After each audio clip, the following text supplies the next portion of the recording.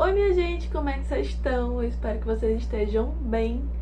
Começando mais um vídeo aqui no canal, e se você é novo por aqui, eu sou a Anne, eu costumo falar sobre casos criminais reais, casos solucionados, não solucionados, casos misteriosos. Então se você gosta desse tipo de conteúdo, se inscreve aqui no canal, ativa o sininho para você não perder nenhum vídeo novo, deixa aquele like, isso vai ajudar muito o canal a crescer, e compartilhe com aquela pessoa que você sabe que também vai gostar.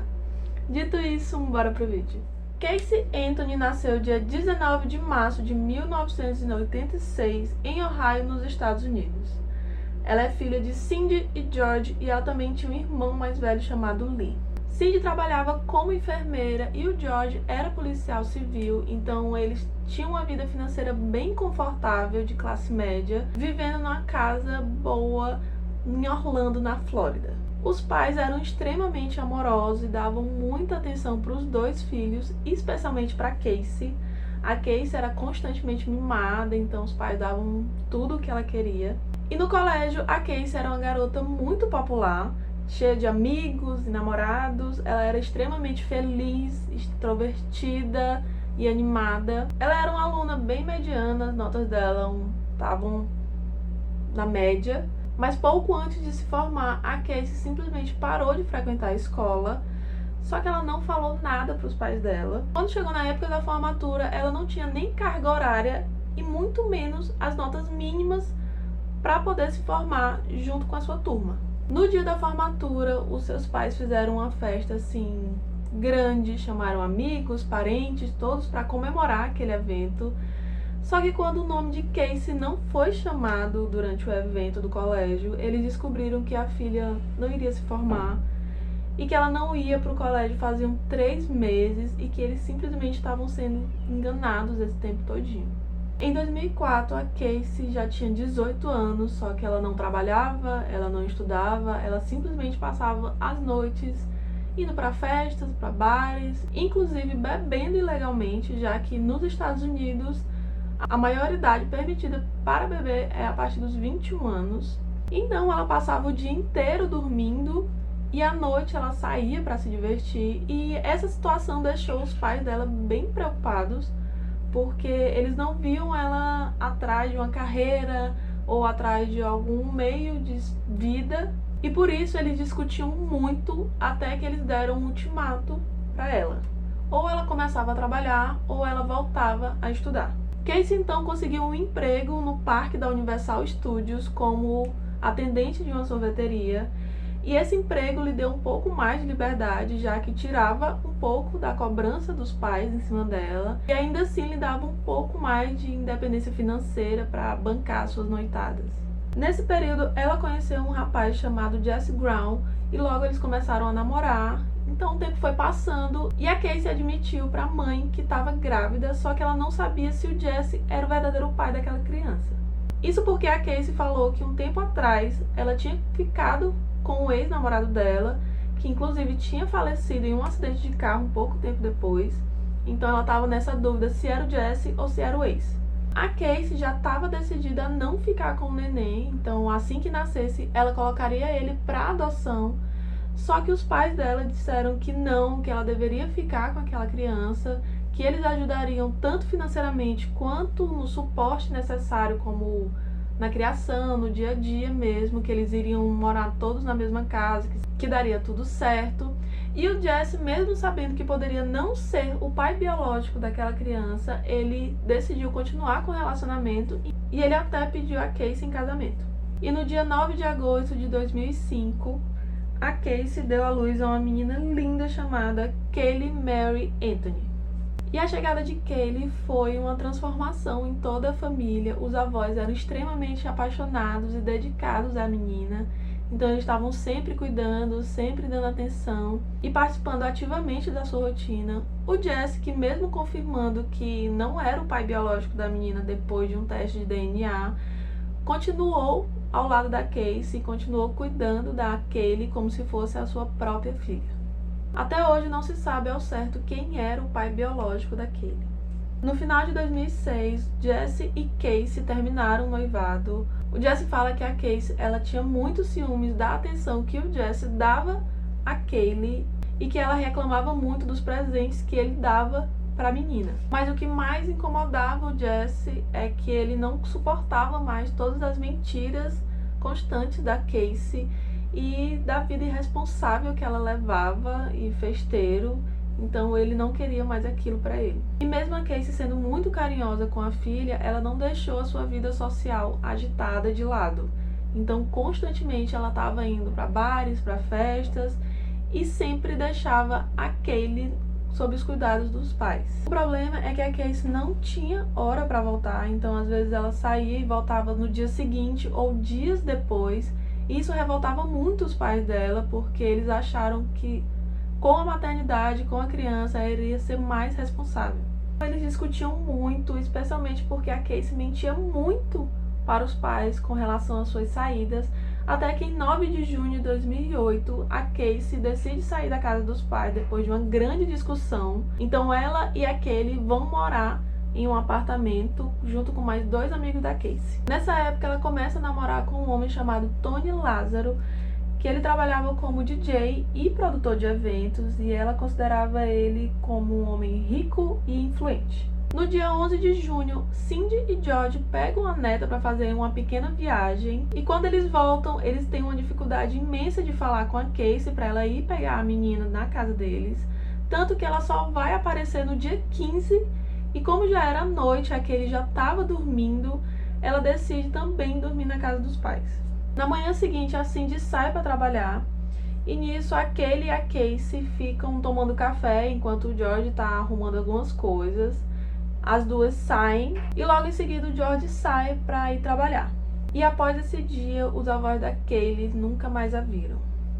A Cindy ligava constantemente para a filha para ter notícias dela e da neta, só que a Casey sempre estava muito ocupada no trabalho, ou a Kaylee estava no banho, ou estava dormindo, ou estava com a babá. E assim se passaram 30 dias desde a última vez que elas se viram.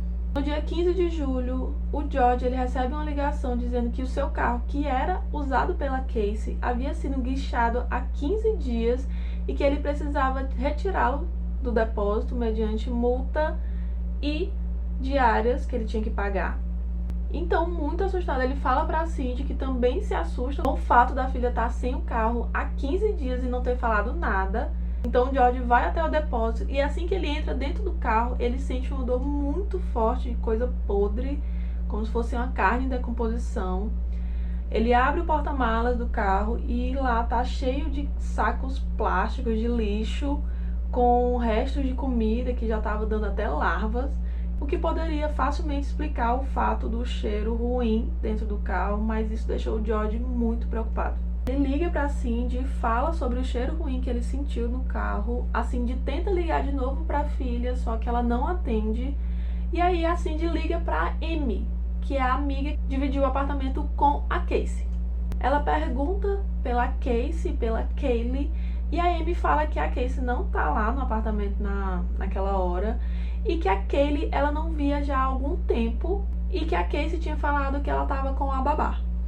A Cindy decide ir até o apartamento da filha para esperar ela chegar, só que quando ela vai confirmar o endereço com a Amy, ela descobre que a Casey tinha passado um endereço totalmente errado. E agora, com o endereço certo, a Cindy e o George vão até o apartamento ficar esperando a Casey chegar para ter uma explicação. Enquanto isso, eles vão conversando e descobrem o endereço do Tony Lázaro, que era o atual namorado da Casey, e eles decidem ir até lá. Quando eles chegam na casa do Tony, eles encontram os dois visivelmente drogados e Kaylee não está lá.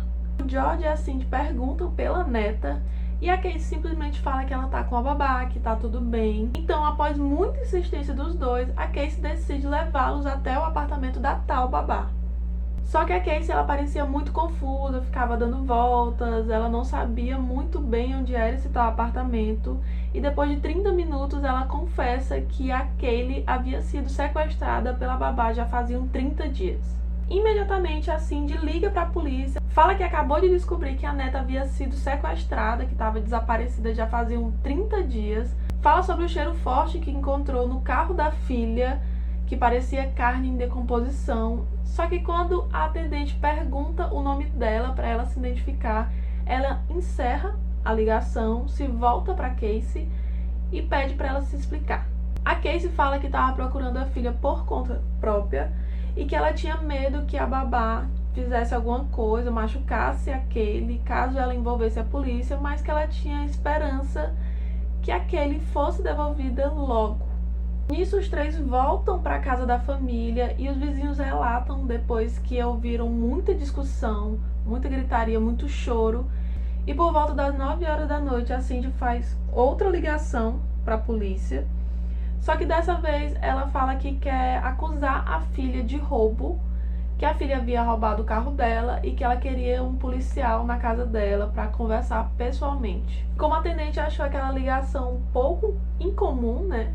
Já que não se via muitas mães acusando os filhos e pedindo a prisão deles, a polícia foi enviada para lá e quando os policiais chegaram, eles viram muita discussão e muita gritaria na casa e foi aí que eles descobriram a real história. Os policiais interrogaram a Casey e no depoimento dela, ela falou que era uma produtora de eventos no parque da Universal Studios e que tinha deixado a filha com a babá Zane enquanto ela ia trabalhar, só que quando ela voltou, ela não encontrou nenhuma das duas, então ela procurou pelas duas em parques e lugares que elas normalmente iam, só que não achou nenhuma, então ela voltou pro apartamento da babá e ficou esperando alguma delas aparecerem, só que ela não encontrou ninguém.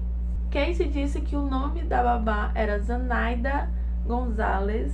E de início a Casey não parecia nem um pouco preocupada com a situação toda, enquanto os pais dela estavam extremamente angustiados. E isso criou muitas dúvidas na polícia, porque era muito estranho o comportamento da Casey.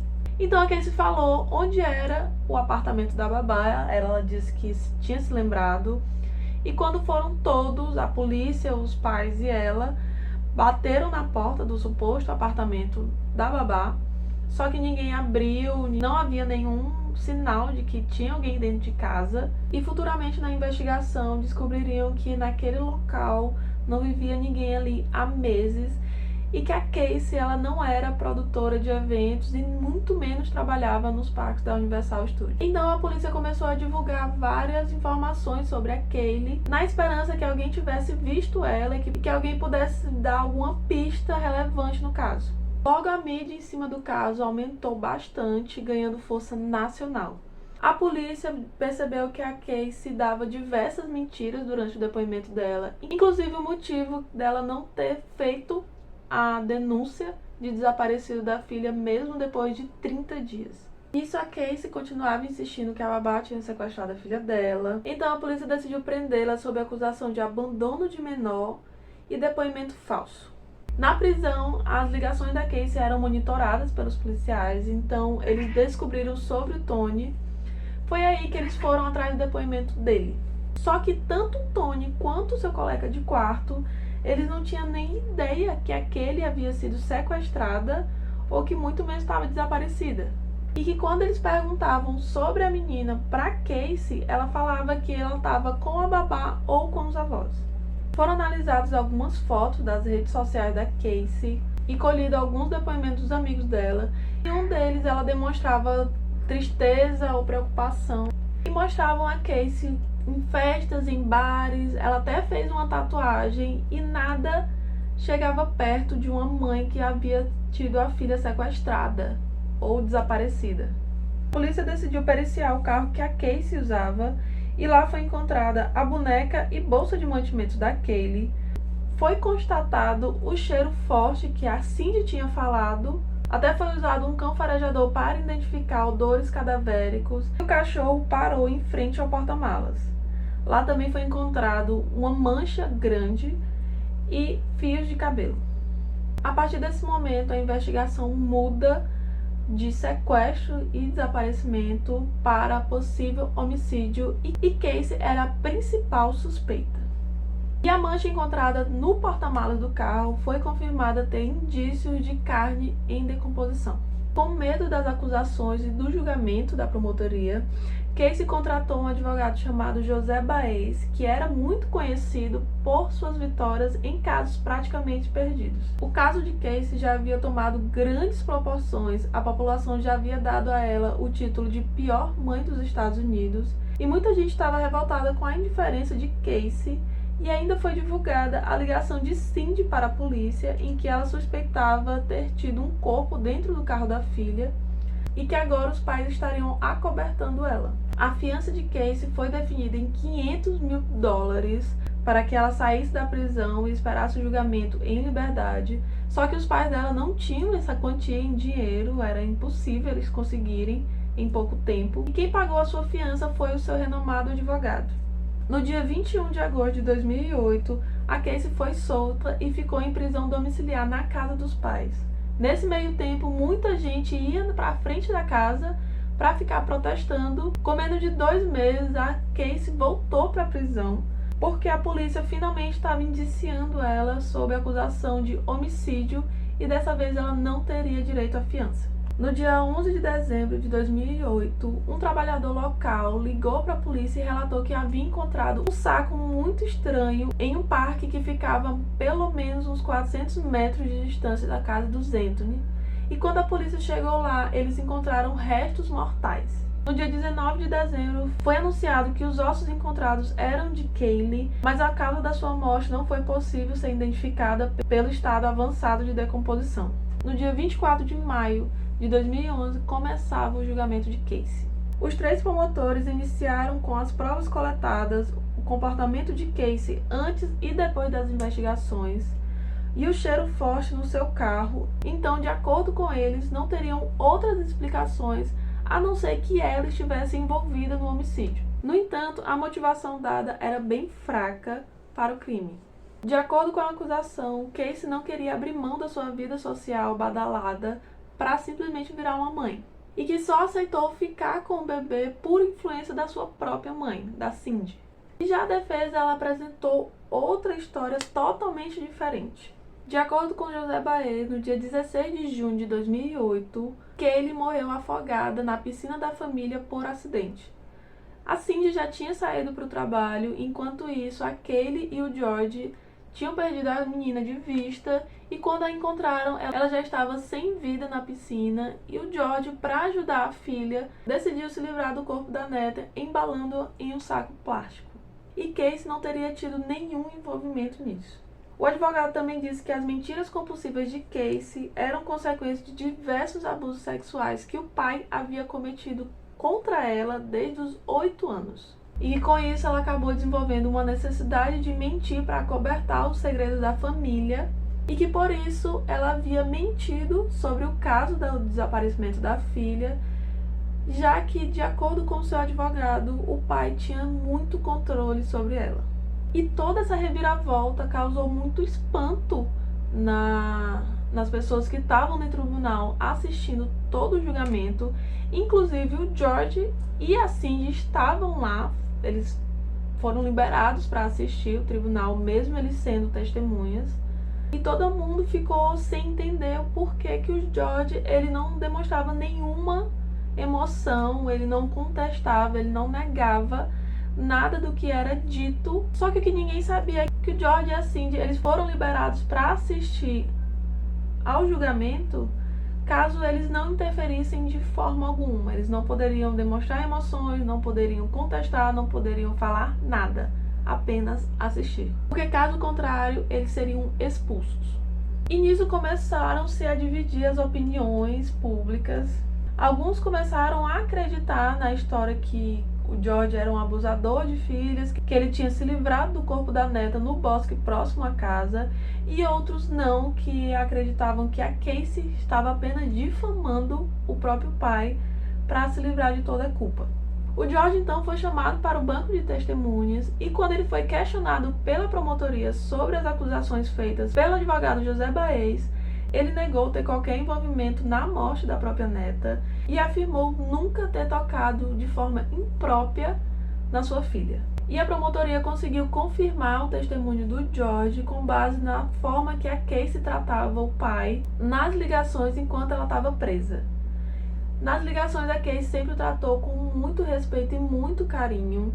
Ela sempre falava que o amava e que ele era um bom pai e avô.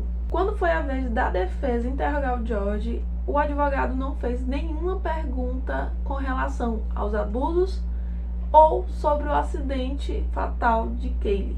Ao invés disso, ele perguntou sobre a tentativa de suicídio de George após serem confirmados que os restos mortais encontrados eram da neta. A promotoria seguia mostrando todas as evidências encontradas no carro da Casey. Os fios de cabelo encontrados eram de Kaylee e em alguns haviam indícios de carne em decomposição. E a acusação estava bem confiante que Casey seria condenada culpada. Durante a perícia foi encontrada uma mancha grande de clorofórmio, uma substância que causa sonolência extrema. E foi dito que no dia 16 de junho, após Casey e Kaylee saírem da casa da família e George sair para trabalhar, Casey voltou para casa sem ninguém saber. O que foi registrado pelo celular dela indicava que ela esteve na casa por volta das 11h45 até as 2 horas. Às 13 horas, o computador da família foi ligado usando o login e senha da Casey e foram feitas pesquisas sobre como fazer clorofórmio e como quebrar um pescoço. A médica legista que analisou os restos mortais de Kaylee verificou que havia um pedaço de fitas tipo silver tape nos ossos da menina e que ela acreditava ter sido usado para tampar o nariz e a boca no intuito de Kaylee sufocar, além das condições em que o corpo foi encontrado, o que parecia caso de homicídio. Diante desses fatos, a promotoria acredita que Casey adormeceu a filha com clorofórmio, tampou a boca e o nariz para que ela sufocasse e morresse dormindo. A defesa tinha que dar uma explicação que negasse a teoria da acusação, e a primeira foi sobre o cheiro forte no porta-malas, que foi dito que Casey apenas havia esquecido alguns sacos de lixo com comida dentro do carro, e como ele foi guinchado e ficou lá por vários dias, era esperado que o cheiro piorasse. O que ele conseguiu provar a existência desses sacos de comida com o depoimento da Cindy, que confirmou. Depois ele confrontou o resultado da perícia, pois o perito estava testemunhando pela primeira vez e seus métodos utilizados nunca haviam sido utilizados em nenhum outro tribunal, tanto nos Estados Unidos quanto em qualquer lugar do mundo, o que colocou em dúvida a qualificação e profissionalismo do perito. Sobre o clorofórmio encontrado, ele falou que essa substância era facilmente encontrada em qualquer produto de limpeza e que isso não provava que tinha sido utilizada na vítima. Sobre a pesquisa no computador da família, de acordo com a promotoria, apenas Casey poderia estar na casa e no horário registrado, já que os pais estavam fora trabalhando. Só que José Baez usou Cindy como testemunha, afirmando que quem havia feito a tal pesquisa havia sido ela. A promotoria então confronta Cindy pelo fato de que o seu cartão de ponto no seu trabalho continha um horário de chegada e de saída, o que mostrava que ela havia trabalhado normalmente naquele dia e que, de acordo com o seu depoimento, ela estava em casa. E Cindy confirma que ela estava em casa e que as pesquisas eram dela. E isso fez com que tirasse a Casey de dentro de casa e colocasse a Cindy no seu lugar. E durante o julgamento foram percebidas diversas contradições no depoimento da Cindy e que, de certa forma, acobertava a Casey. Em seguida, a defesa chamou um renomado perito chamado Werner Spitz e, de acordo com ele, não haviam como confirmar que as fitas encontradas junto aos restos mortais tinham sido usadas para tampar a boca ou o nariz da vítima, já que teria DNA tanto de Kaylee quanto do autor nas fitas e não foi encontrado nenhum dos dois. Sobre o comportamento de Casey, a defesa conseguiu enfraquecer a motivação do crime dado pela acusação, já que ela tinha ajuda financeira e na criação da filha. E, segundo testemunhas, Casey aparentava ser uma boa mãe. E apesar da defesa conseguir confrontar as provas e argumentos da acusação, nada mais foi falado sobre a suposta morte acidental da Kaylee ou sobre os supostos abusos sexuais de George, tanto que não foram apresentadas provas, testemunhas e muito menos voltaram a ser mencionadas. No dia 5 de julho de 2011, saiu a decisão do júri. Casey foi inocentada de todas as acusações de abuso infantil, homicídio culposo e homicídio qualificado. O veredito foi uma surpresa tão grande que nem Casey estava acreditando que ela tinha sido inocentada. Muitas pessoas ficaram chocadas no tribunal, o que gerou uma indignação gigantesca por Casey e pelos jurados que a inocentaram, tanto que alguns ainda foram agredidos e jurados de morte. Após o julgamento de Casey, as leis da Flórida mudaram para que qualquer pessoa que não registrasse o desaparecimento de uma criança seja acusada criminalmente, podendo pegar até 20 anos de prisão. Hoje em dia, Casey trabalha como ajudante de um detetive particular. Ela não tem mais contato nenhum com o pai, que já falou em algumas entrevistas que quando perdeu a neta, também perdeu a filha, e que ele estava certo que a filha tinha alguma coisa a ver com a morte da neta. Já a Cindy, ela continua mantendo contato com a filha. E é isso, minha gente. Eu espero que vocês tenham gostado do caso. Comentem aqui o que é que vocês acharam de todo esse desenrolar. E se você ainda não for inscrito no canal, se inscreve, ativa o sininho para você não perder nenhum vídeo. Deixa o like, que isso vai ajudar muito o canal a crescer. Compartilhe com aquela pessoa que você sabe que também vai gostar, que isso vai ajudar muito, muito, muito o canal. Dito isso, até o próximo vídeo.